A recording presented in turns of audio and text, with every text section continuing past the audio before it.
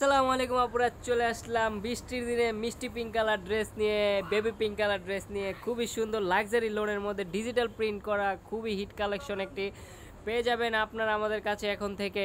তো চলেন নেকের কাজটা দেখেন, খুবই সুন্দর করে ব্লু কালার সুতা দিয়ে হোয়াইট কালার সুতা দিয়ে আপনার এমব্রয়ডারি করা, এবং পুরো গলাটাতে কিন্তু নিচ থেকে ডিজিটাল প্রিন্ট পেয়ে যাবেন, এবং পুরো ড্রেসটাতে ফুলের বাহার আর ফুলের বাহার ফ্লোরাল প্রিন্ট করা, এবং সাইড দিয়ে কিন্তু এরকম একটা প্যানেল পেয়ে যাবেন। দেখেন এটা কিন্তু আপনারা চাইলে হাতাতে লাগাতে পারবেন, তারপর নিচের পাড়েও দিতে পারবেন, এবং নিচে কিন্তু অলওয়েজ একটা প্যানেল থাকবে, এরকম একটা প্যানেল থাকবে।